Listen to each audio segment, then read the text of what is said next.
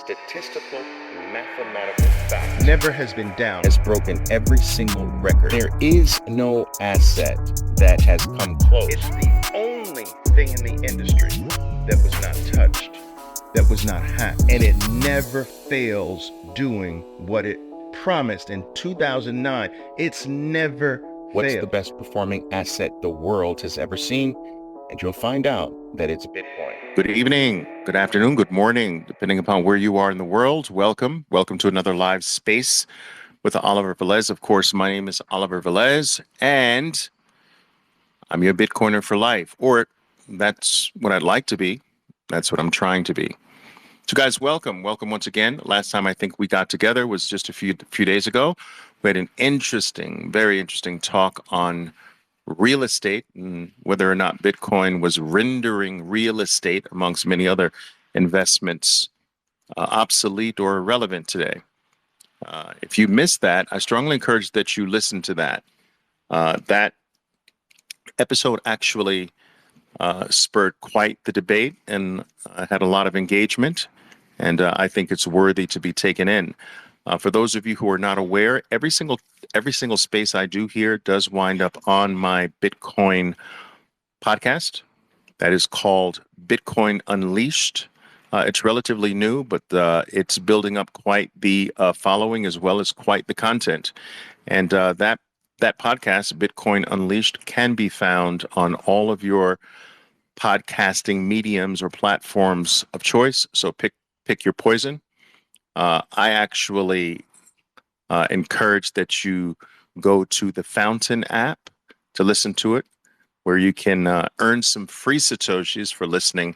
And that application does give me the ability to post a variety of clips or smaller segments that I carve out of the longer form content that makes a lot of the information and a lot of the content I share there a lot more easily digested.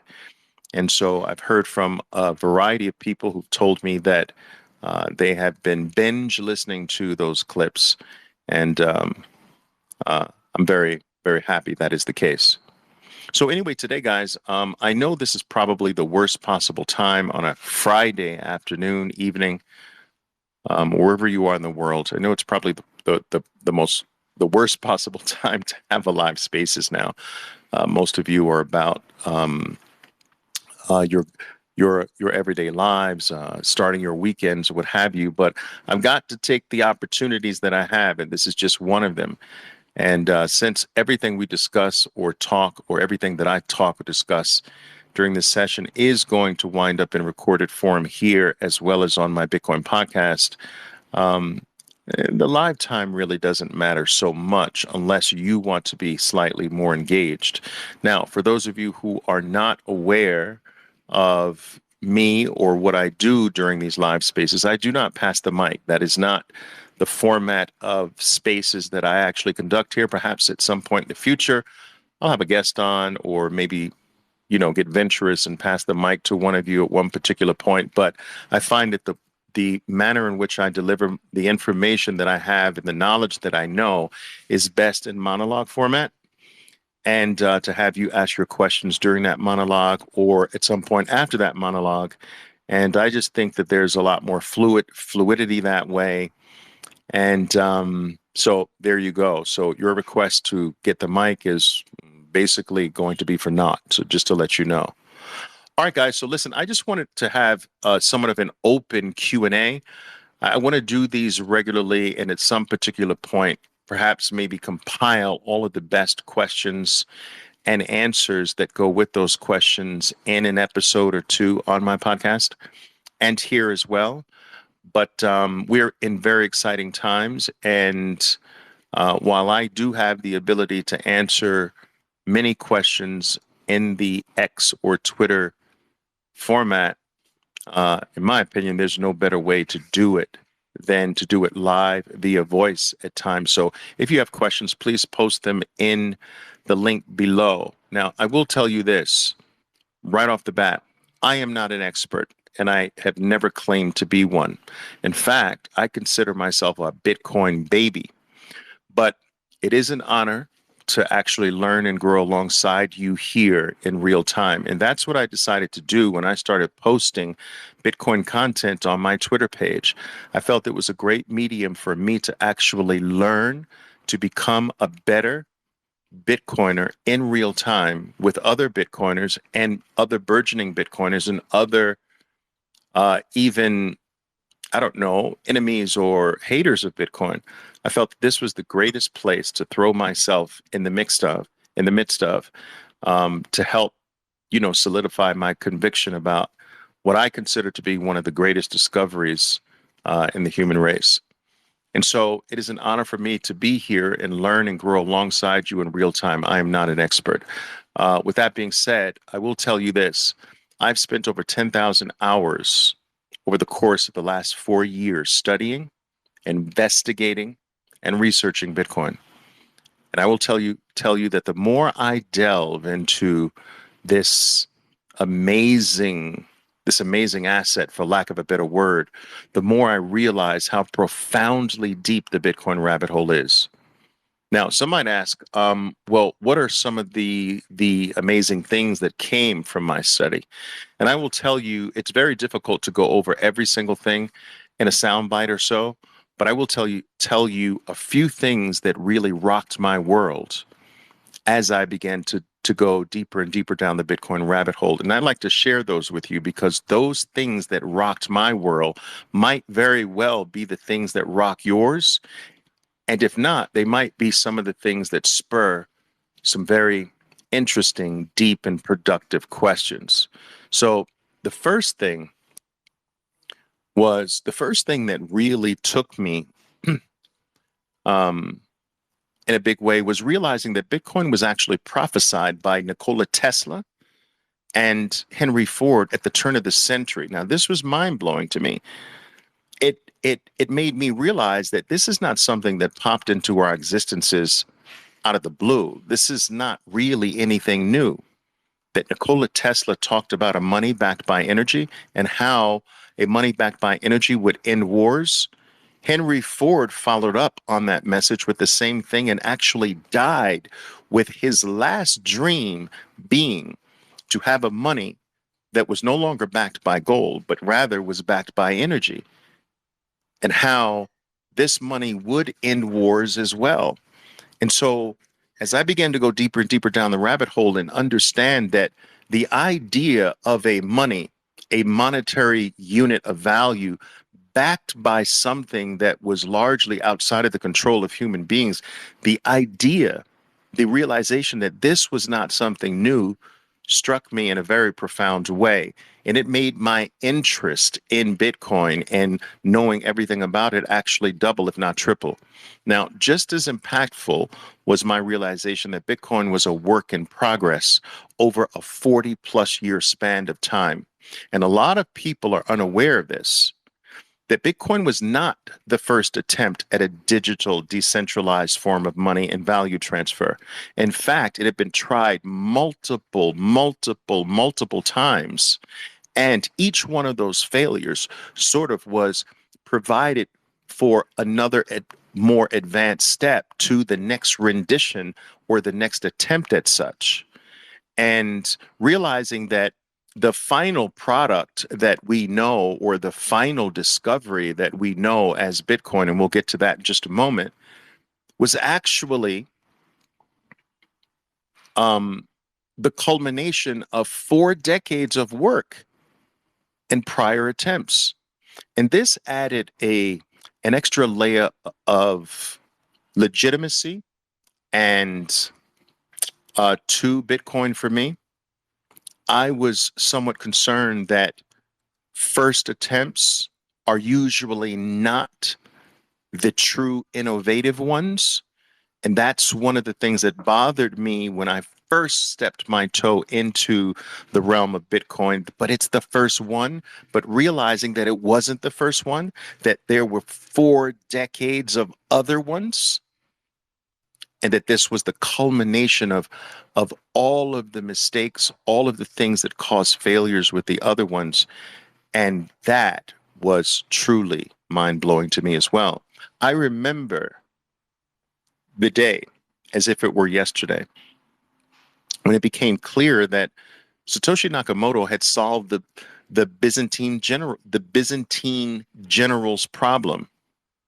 Now, I don't know how many of you are familiar with this, but the Byzantine or the Byzantine, both, I think both pronunciations are correct. That problem, the Byzantine or Byzantine general's problem, that was a complex problem that mathematicians have been trying to solve for millennia. And it was simply absolutely mind blowing to me when I realized that Bitcoin was the solution to that problem. And just as mind blowing was also my realization that it was the solution to a problem that many thought would never be solved: the digital double spend problem. Double spending a digital item was regarded as unsolvable, that there could not be a way, there could not be scarcity in the digital space because the double spend problem could not be solved. That how do you solve double spending in the digital space? And as an example of this, as an example of how mind-blowing this was, let me just say this. It's commonly known by all of us that if I send you an email, I always retain a copy of the email, that there is no way for me to send it and no longer have the email. And so in a way, every single time I send it, I am actually increasing the supply of that email. And if that other person sends the email to 100 other people, we're only duplicating the same email and multiplying the supply of that email ad infinitum. If I were to take a digital photo and send it to you, I still retain the photo. And so what Bitcoin, or what Satoshi Nakamoto discovered, was that no, there is something called digital scarcity. There is this non-double spend act that can take place in this new realm called the digital world. And I find it amazing that not many people understand the enormity of that, the importance of that. And all of this led me to see that Bitcoin was not an invention. I repeat, traders, Bitcoiners, supporters, followers, haters, all of you, all of these things that kept blowing me away, these things led me to see that this is not an invention. Bitcoin was not an invention, but rather the discovery of a solution. Bitcoiners, solutions are not inventions. A solution to the problem is not an invention. I am going to solve 1 + 1 = X. All right. I solved the problem. It is 2. I did not discover 2, did I? If I solve a complex mathematical equation and I solve the problem, the solution to that problem is not an invention. I have discovered the solution. Bitcoin is the discovery of a solution that had been sought in part for millennia. And OMG, I was absolutely blown away. I'm sorry if I'm overusing that term, but it truly was life-changing for me.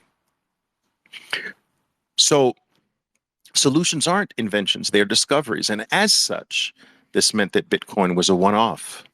This meant that if Bitcoin wasn't an invention, but rather a solution, which is nothing more than a discovery, that Bitcoin was a one-time event that could never again be repeated. Did you hear me? That if Bitcoin is a solution, it means that it's not an invention. If is it a solution, it means that it's the discovery. It's a discovery And as a discovery, it can never happen again. I'm going to repeat that 2 more times. A discovery can never happen again. Last time, a discovery can never happen twice. And once again, I'm sorry, OMG, mind blown. This is why it was this final epiphany that instantly converted me into a Bitcoin only advocate, a maximalist, if you will, or what I will more affectionately call today a 13 percenter. I am Bitcoin only. Yes, I am a 13 percenter, which is a metaphor for that very rare group of people on earth right now. Right now, we are rare on earth, where I believe that Bitcoin is not an invention, it's a discovery. I believe as a 13 percenter that you can't have two of these, that Bitcoin is a one-off, that it is truly the Immaculate Conception. It's the final solution. And you can't solve a problem twice. You can't discover something twice. This makes every single other attempt at an improvement on Bitcoin, an attempt to create something that does something that Bitcoin doesn't do, bullshit. And I will tell you that my life was changed forever. Am I an expert? No, not in the least. Can I help you see some of the things I saw and continue to see through the lens of 4 decades of TradFi experience? Well, that's where we're here to find out. So I encourage, ask away, and I promise I'll give it my darndest shot. Now, I will say that most people never ask me questions, and I used to take offense at that. Like, why don't these people ask me questions? But since I'm an optimist at heart, I decided to sort of take that as a positive, all right? That you don't ask me questions largely because I do such a wonderful, amazing job at being so thorough that my talks actually answer your questions in advance. So perhaps that's what I've done with my little monologue here today. But let me just see here. Mike has one for me. He says, Oliver, can you explain your light bulb moment when you went from selling thousands of BTC to OMG, I now see what this is? I'm actually, Mike, that's a good question, by the way. I'm actually explaining some of the things that culminated together in this single point of my mind being blown. And while I can't say one of those things really did it for me, it was sort of like discovering little pieces of a puzzle, and you don't know what the full picture is. You don't even know what the pieces are. You don't know the picture that these pieces of the puzzle are supposed to make. You just discover the pieces. But after a while, when you start to put or fit some of the pieces together, boom, you realize, oh my God, this is the picture of a white horse on a green meadow with a brown fence and a red barn with blue skies and white clouds above. Like when you put enough of the pieces together, you see, even before you truly know, even before you truly have the full puzzle done, you have enough of it done where, I see it. It's a white horse in a green meadow with a brown fence and green, brown fence, red barn in the back, and blue skies with white clouds. I see it, even though the puzzle's not together. That all of those pieces coming together hit me one day in the midst, Mike. When I say it hit me one day, it hit me while selling. That was just a crazy moment. It literally was like Paul from Damascus being knocked off of his horse in a moment and instantly being converted. I was instantly converted in the midst of selling thousands upon thousands of Bitcoin that we had accumulated from 3,800 all the way up to around $6,000 of Bitcoin. Now, if you think about this, I told this story before, but I teach my traders that um, when we're going for a medium term gain in something, we go through a period of accumulating at first, right? And then we have certain sell guidelines for our accumulated position.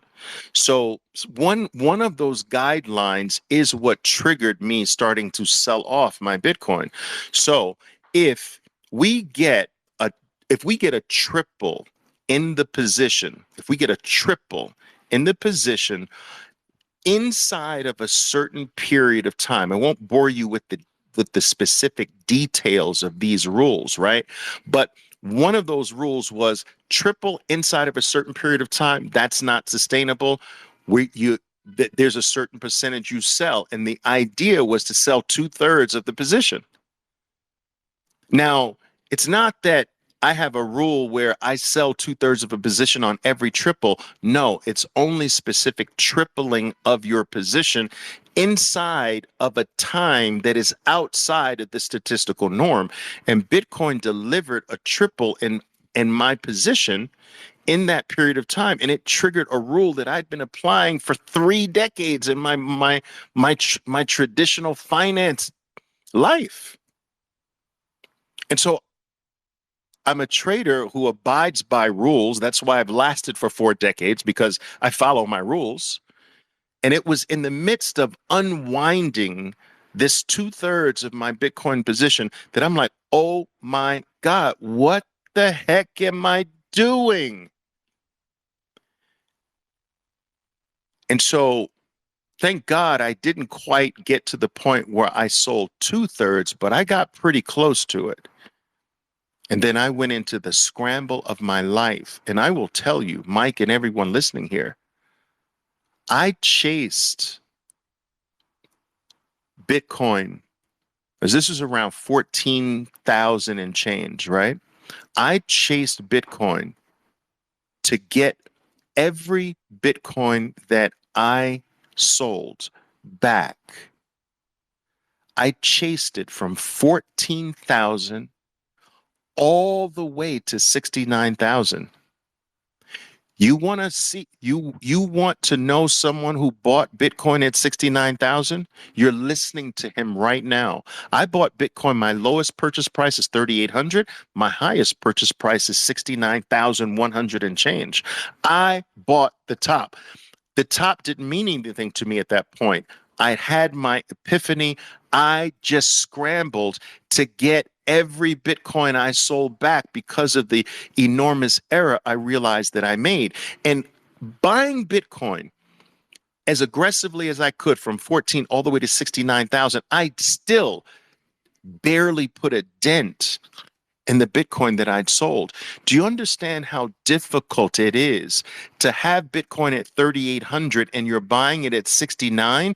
This has traditionally and historically kept many of your Bitcoin OGs out of the game today. Most OGs who understood Bitcoin or saw potential in Bitcoin back in the early days in 2011, 12, 13, 14.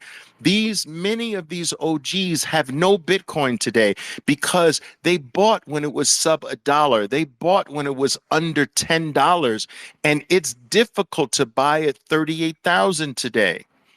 It's a psychological hurdle that very few human beings can get beyond. It's almost as if you feel like you have the right to get it lower because I recognized it at $10. I am not going to be the dummy who buys it now at 38,000 when I had it at $10. And I was feeling this when I had it at 3,800, and I'm now buying it back at 16,000, 17,000, 18,000. And Some people say, well, Oliver, how did you chase it all the way to 69,000? Why didn't you just turn around and get it all back at 15,000? And I'm like, you don't understand that that's easier said than done. And that's Monday morning quarterbacking, because the mindset that kicks in for everyone after they let it go and they want it back is that I'll wait for a pullback. So I was waiting for a 50% pullback. I didn't want to buy it at 15. I had it at 38 and I felt like this is going to pull back to at least 6, 7. Let me wait. Boom. It exploded to 18,000. Now I'm saying, okay, at least it's got to pull back to 10 or 12. Boom. Went to 28,000. All right, at 28,000, at least it's got to pull back to 22, right? Boom, 35. And I did this all the way to 69. And well, actually, initially 64. What really helped me was the China mining ban back in May of 2021 that knocked Bitcoin all the way back from 64,000 to 28,000 and change. Guys, I remember, because I bought Bitcoin every single day of my entire existence for 3 straight years. You understand this? Every day.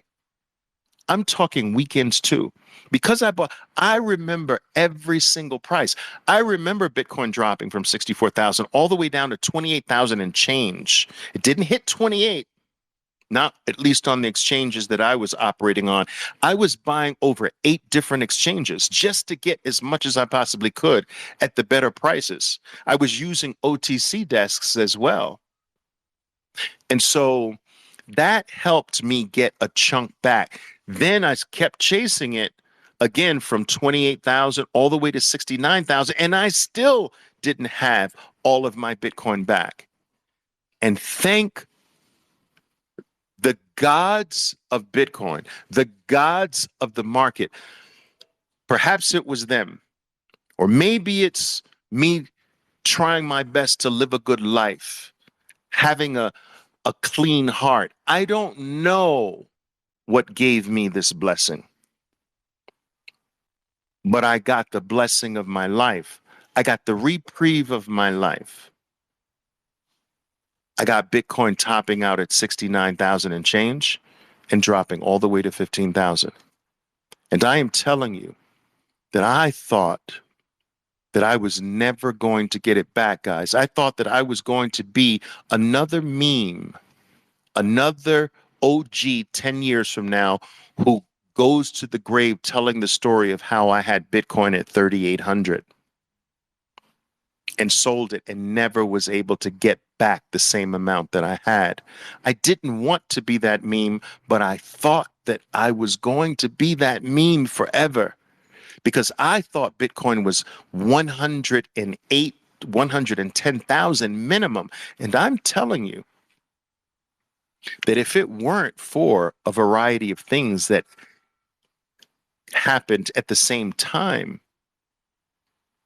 the approval of Bitcoin futures, ETFs, right near the top, the China mining, yes, ban, the hit to the hash rate, the fraud in the system, the blowups in your Celsiuses, your BlockFis of the world, the Voyagers of the world, the Three Arrows Capital frauds, fraudulent activity, the Alameda, the FTX, all of that was a blessing for me.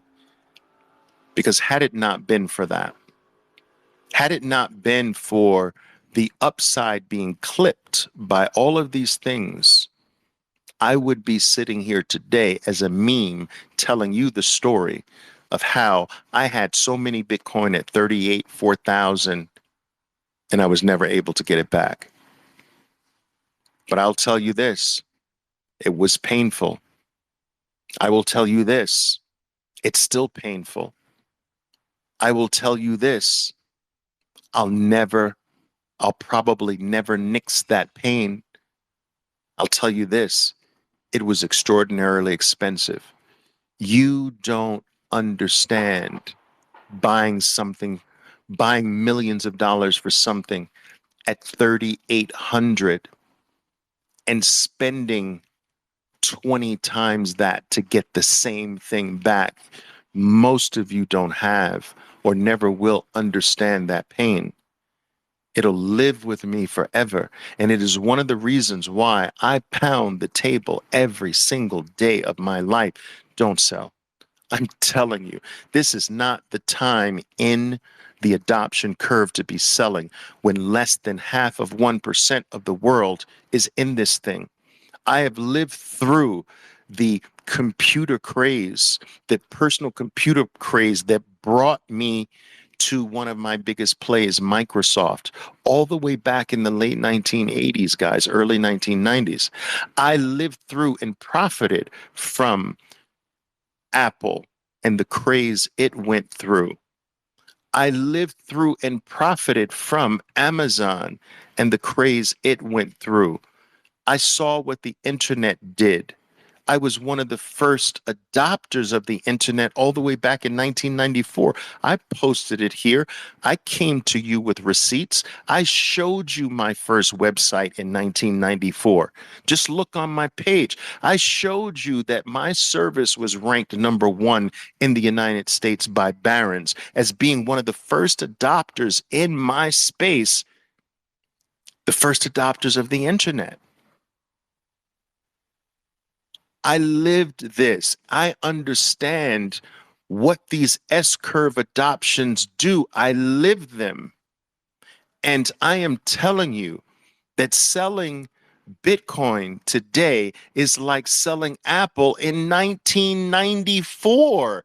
When Bitcoin's 14, was 14 in 1994. That's freaking ridiculous.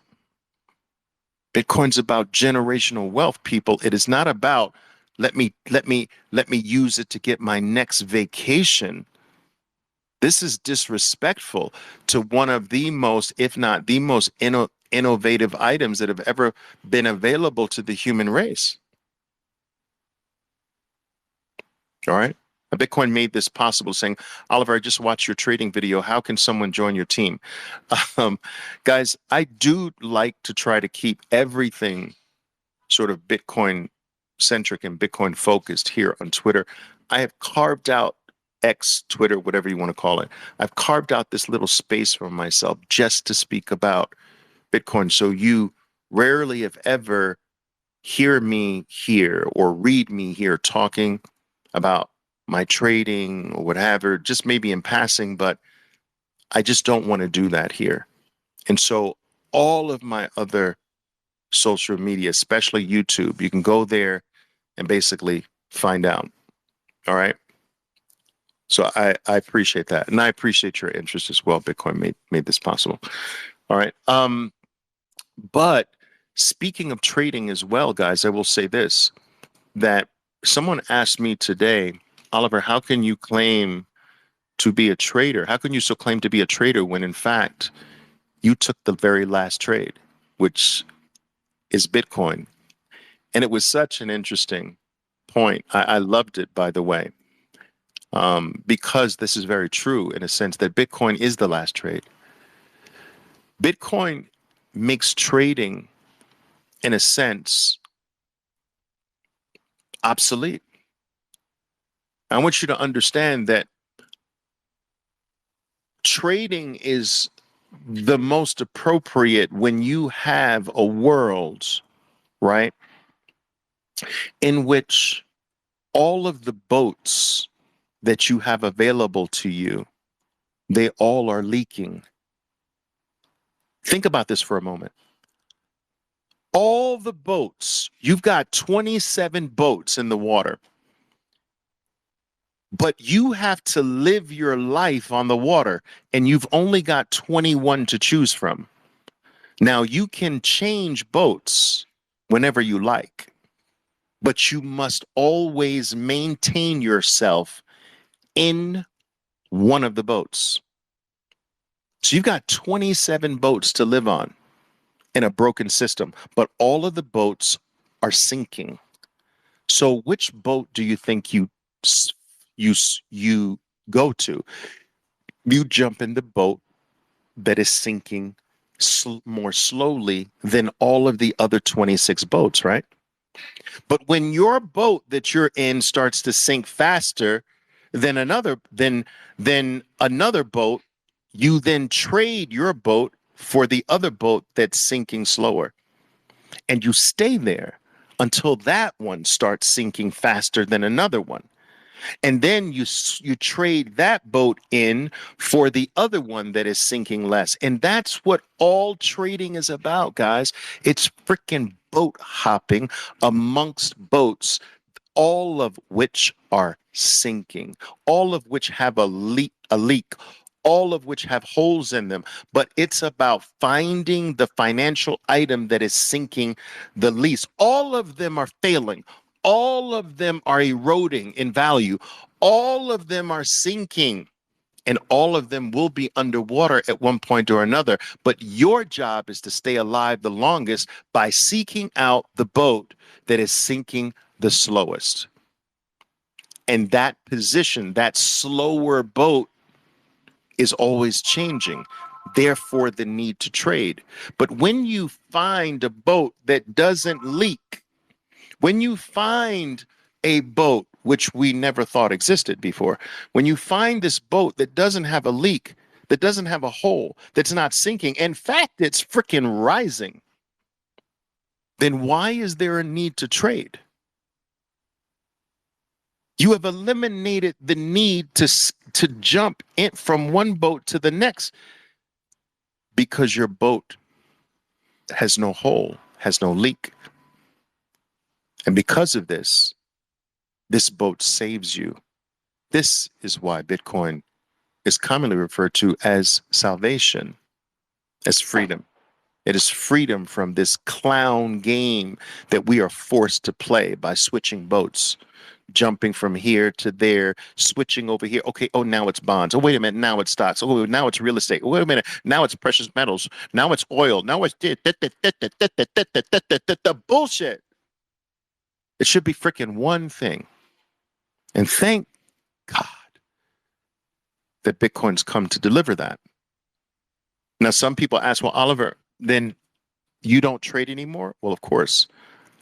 I will tell you this. I've traded every single day, every single market open day of my life for the most part, more or less, for the last 43 years of my life. It's the only thing I know. It's the only thing I've ever done with my life. People think I'm an expert on other things, but I tell them all the time, dude, I'm just a trader. That's not really saying a lot either. There's some dumb traders out there. You don't have to be smart to make money as a trader. I'm just a trader. It's the only thing I've ever done. I don't know anything else.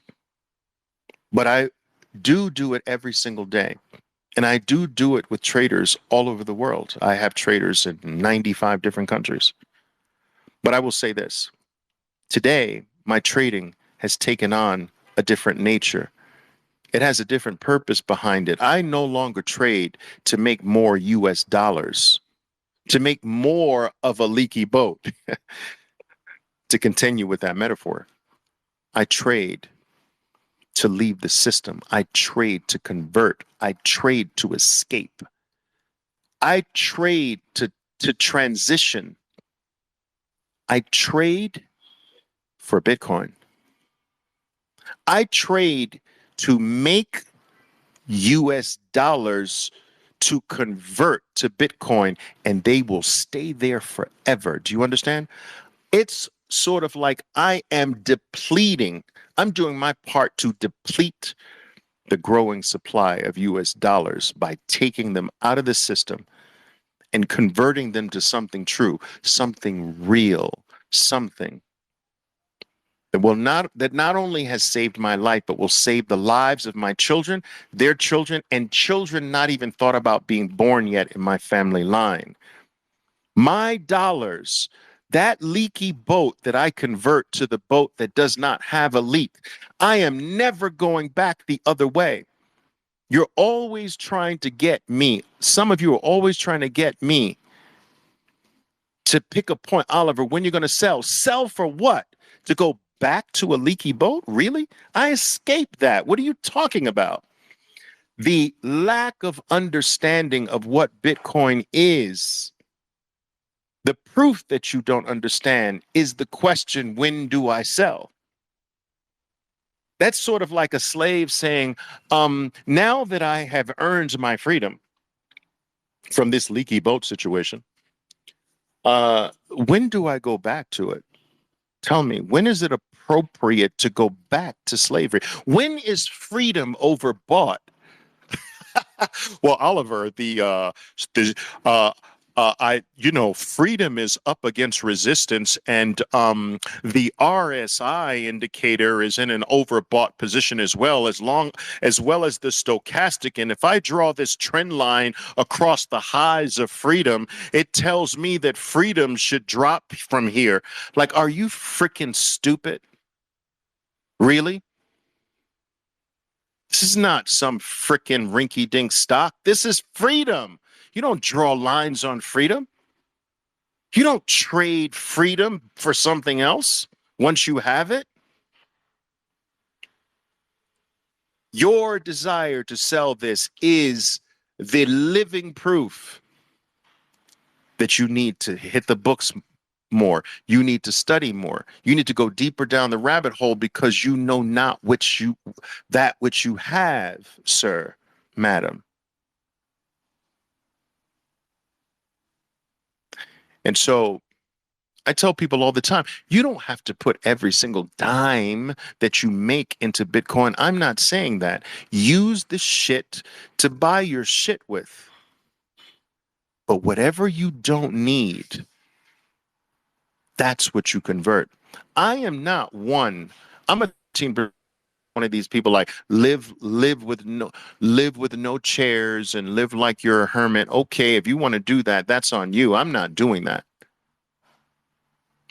I want to live and I want to live well. I will take the shit that I make from trading and live well with it, but there's a lot of it that I don't need.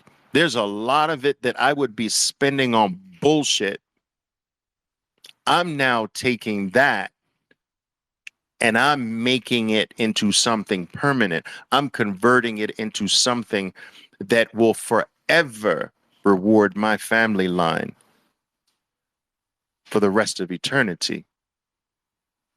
And so I just believe that almost everyone here that I speak to on Twitter, I know there are some people that this doesn't apply to, but they're not here. So I'm safe by saying all of you have some amount that you don't need every single week of your life. Put that in Bitcoin. You're going to fuck it up anyway. You're going to blow it somewhere anyway. Just put it in Bitcoin and start building some sense of pride for how much you have. Start making that the thing that you seek versus a purse with some other dude's name on it or a pair of shoes with some other organization's name on it or some fancy car that gets you from point A to B or some trinket or contraption that you're proud of for the moment, but in 5 months it'll be in your basement somewhere or in your garage somewhere collecting dust. Put all that stuff into Bitcoin. Put it in something that will live forever, reward you forever. Do you understand that for the first time we have something that delivers certainty? We've never had certainty because we've always had to trust a human being, and we know that humans aren't trustworthy. We know that humans aren't certain. How many humans have failed you in your life? All of them.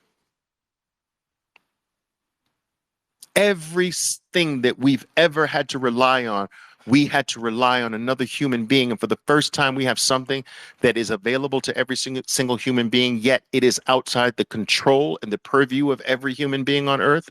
It is available to every human being, but can't be controlled by any human being. It's available to every human being, accessible to every human being, but cannot be manipulated by any human being. That's something that's mathematically designed to last forever and something that is mathematically designed to rise in value every 4 years of its life. Think about this. If I were to tell you, I've got a bet, I've got a sure thing. This thing is guaranteed to be worth more 4 years from today than it is now. And if I could convince you that that was true, wouldn't you do everything in your power to round up everything you could over the next several years and dump it on that play? If someone from a casino in Las Vegas told you, we've got the sure bet, you can't tell anyone though. The bet's going to take place on this day.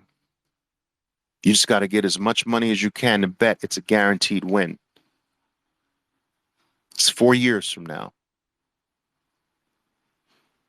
You would spend every single freaking waking moment trying to get as much money as you possibly can, borrow from your neighbors, your relatives, your mom, your dad, everybody, because this bet's guaranteed. You'd say, I'm going to change my life with this bet. That's what you would do. And I'm telling you, we have that today in Bitcoin. We have never had this level of certainty because we've never had something that has relied on math. We've never had something available to us that is based on the laws of the universe. For the first time, we have something certain. There is certainty in the world. There used to be the saying, the only thing certain is death and taxes. Well, now we can add Bitcoin to that list, can't we? The only thing certain in life is death, taxes, and Bitcoin. And Bitcoin escapes death and taxes. How do you like them apples? I love it. I freaking love it. Let's see what else you got here. Nobody asks me questions. That's okay. That's all right. Federico is asking, Oliver, can we go deeper on how Bitcoin helps to balance the electrical grid and make it ESG friendly, please? Well, like I told you, I'm no expert, Federico. And this is definitely one of the areas I am no expert in. I can take a stab at very general and understand this very broad strokes. But because of Bitcoin's incentive models, all right, it is advantageous for Bitcoin miners to scour planet Earth and seek out the cheapest, lowest cost, most efficient forms of energy for their Bitcoin mining. And what Bitcoin miners do is they will use the entire planet to do this. And so think about this. Think about how, whether you believe in God or providence or nature or history, pick the word. I don't care. Evolution. I don't care what words you pick. The words aren't important. But something in all of its wisdom made sure that the energy on Earth is basically distributed all over the globe. That there are no centralized pockets of energy. Yes, there are certain pockets that have a little bit more than other pockets. I'm not saying that. But what I'm saying is that the cheapest energy is actually fairly widely distributed across the entire globe, which means that there is no one country that has so much of a dominant edge over another. Now, think of a Bitcoinized world that relies on the lowest cost energy, and that energy base being available widely across the planet Earth, which means that no country really has so much of an edge. Now, by Bitcoin miners having no geographical boundaries, they will seek out the lowest cost energy on planet Earth. And renewables are very cheap energy. And so, but one of the problems is that countries that want to develop their renewable energy sources, they want to bring them to market. They want to develop. It takes enormous investment to do this. And one of the problems is that you have to plan decades in advance. And so the way I understand it, and I could be really messing this up, but the way I understand it is if I build this plant of some sort, has clean energy, whatever, I have to build it in an area that doesn't have a lot of people, but in the future will have a lot of people. So who's going to pay for the energy? I've got to spend billions upon billions of dollars to build it for people that are going to be born 60, 70, 80 years from now. But how do I survive for 6 decades waiting for these people to be born when this thing is running up cost every single day? So the problem is that we have the solution to cleaner energy. It's like, but it's not profitable enough to do it. But enter Bitcoin miners that say, listen, build your shit over here. I will buy the energy. I will buy this cheap energy for you forever. I will do it for as long as it takes. And when more people need more of it, I will just take less. And if they need me to shut my miners down because there's too much use on the part of the public, I will shut it down. And so you have these scenarios where now major investments can go into building out better sources of energy. It evens out this volatile cost, this volatile supply and demand, where right now we've got almost too much demand from people. But then next month we'll have almost no demand from people. How do we survive during no demand? Enter Bitcoin miners. Bitcoin miners say, I'll scoop in and take all of it. There are electric grids that are in places, right? There are parts of the electric grid that are in places where people just don't run their heaters in the summer. Demand goes down. And these energy companies lose tons of money during that period. It's their off period. But that off period could stop being an off period if you plugged a Bitcoin miner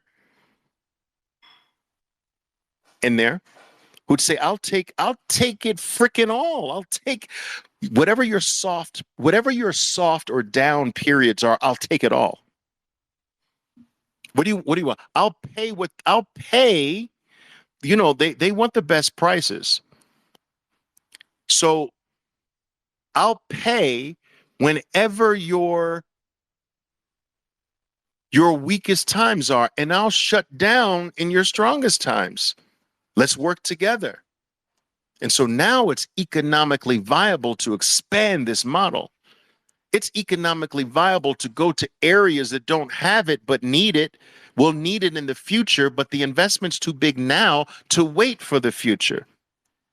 Enter Bitcoin miners. That's sort of like my broad stroke way at it. Again, I'm no expert in this area, but it is freaking amazing from what so guys, I see a day where every single human being on earth is a miner. Oh yes, I see this day. I see a day where Bitcoin mining is built in every single electronic that you purchase, from a can opener to a blender, that is freaking always just mining. And while it's not going to make you wealthy because the amounts are going to be so small, but I believe it's possible for energy to ultimately at one point in the future become rightfully free for every single human being, because every single thing they have contributes to the Bitcoin network. Every single device, every single electronic, every single automobile. Do you understand? And your contribution that way to the Bitcoin network means you live an energy-free life. I see this. I see it as freaking clear as night follows the day, people.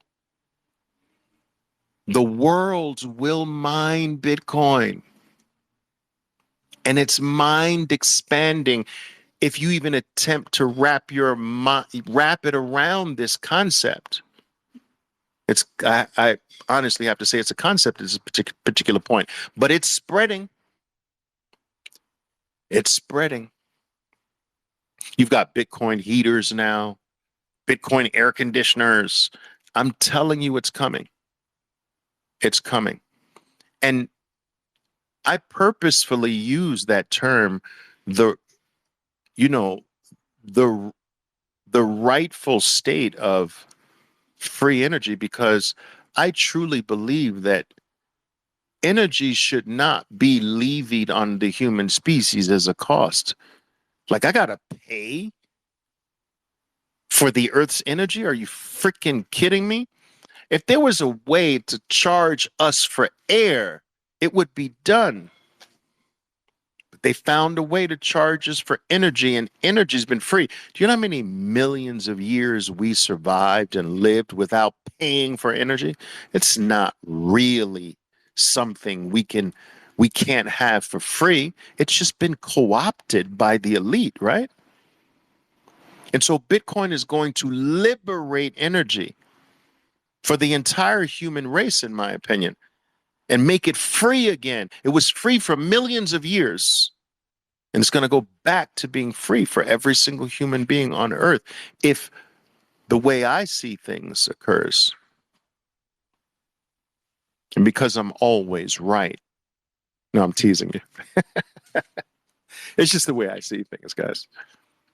Now, I hope that helps a little bit with that question. You know, like I said, I'm no expert or what have you. That's it. That's all I got, guys. I got no more questions here. Let me just see if there's some in my regular comments here, though, because sometimes I get questions that come through. Yeah, nada. Well, it is Saturday, guys. I understand this. All right. Let me end my talk here today. Let me end my talk here today. Federico says, "Great answer. Many thanks. Awesome. I appreciate it." I do want to. Oh wait, here's one from Mike. Mike's asking again. So renewable plants have demand increases and decreases as well. Yes, extra energy can be sold to miners, makes the project feasible. Absolutely, perfect, beautiful. All right, so guys,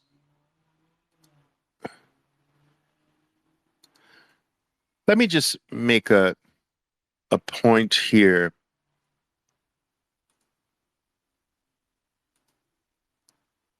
On my post, my Greta post here, and let me make clarification. I got so much engagement on this, it actually surprised me. I thought it was going to practically go unnoticed. It's this post on Greta, uh, whatever her name is, Thunberg. It's clearly fake, guys. This would be international news, no? This little girl. And she's much older than this fake video or what have you. So it was clear. I thought I did not have to actually explicitly put that out. So I did put it out sort of as a joke of her talking about her flippening, her flip to a supportive stance on Bitcoin, and how she has discovered or realized that it is not bad for the environment, but yet, in fact, it's actually beneficial to the environment by being an incentive to drive renewable energies. And so obviously fake, I didn't think I needed to really point that out so clearly. But the attempt was to use this joke as a way to deliver this truth. And I mentioned this on a couple of occasions in my responses to people who were saying, Oliver, it's fake, it's AI. And said, look, I understand that. It's a joke, it's a meme. But jokes have historically been one of the best delivery mechanisms for truth. And this is why our comedians are so adored, because they take truths and find comedic ways to deliver them. And what the joke allows for is the lowering of one's defenses. The truth, a joke impregnated with the truth, will penetrate more people than the truth itself, because the truth tends to hurt. The truth tends to be sharper. It's the joke or the meme that gets past these prejudices and allows for that seed of truth that is that impregnates the joke or the meme and allows it to gain root behind the wall of prejudices and start to germinate and grow. And so it was just used as a way to deliver what is absolutely true. The words from this deep fake AI video, these words couldn't be truer. But look at the attention that those words got versus me saying them. And that's the whole freaking point. That it just, for whatever reason, jokes and memes deliver the truth more effectively. Now, what I was thrown by is how many people felt like they were what's the name of this character? Horseshack. I know I'm dating myself here, guys. But there was this show back in the 1970s. I watched it as a kid called Welcome Back, Carter. I know this is probably, most of you are too young to even know what this show was, but it did feature one John Travolta as its star. And actually, it's what gave him his initial popularity. The show called Welcome Back, Carter. And on this show was this character called Horseshack. And it was set in this school classroom. And it was supposed to be a trouble school and a trouble class. And this teacher, Mr. Cotter, was there to basically save the day. I'm going to save these children from themselves. And there was this character, one of the students called Horseshack, who none of them are very intelligent. And but whenever Horseshack knew something, he usually didn't, but whenever he did, he would just burst out with his hand held as high as he possibly could and say, "Ooh, ooh, ooh, ooh, ooh, ooh, ooh," trying to get the teacher's attention. I know the answer. Ooh, ooh. I did not know I had so many Horshacks as followers. Ooh, Oliver, I know, it's fake, Oliver, it's fake, ooh, ooh, ooh, ooh, ooh, ooh. Dude, why don't you do that with my other posts? Like, I think I post some pretty good shit on here. I don't get, ooh, ooh, ooh, I don't get your comments on those. I don't get anybody trying to get my attention. I don't get anyone trying to get to the front of the classroom. I don't get anyone saying, "Ooh, ooh, me. I know that." No, none on all of the deep stuff, nothing. But on this, you know it's a fake. Congratulations. It's a great discovery. Did you miss the message, though? That Bitcoin is good for the environment. That's was the purpose. You guys crack me up, guys.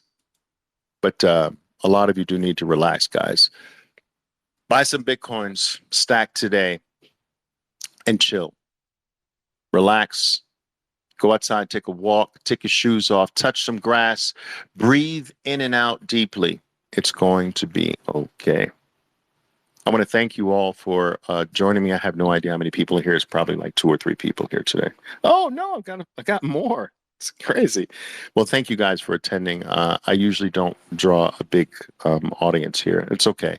If I can just help a single person see something a little differently or realize something, it's all worth it for me. And as I told you, these things do wind up on other mediums and do get wider adoption. So I am happy to do these things.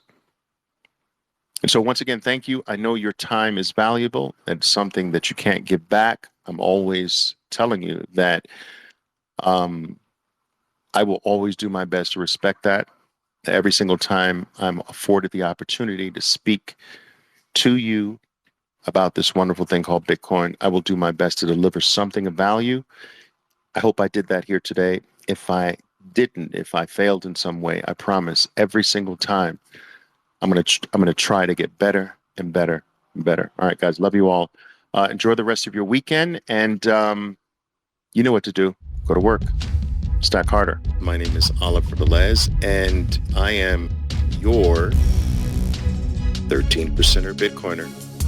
Be safe out there, and until next time. Boo!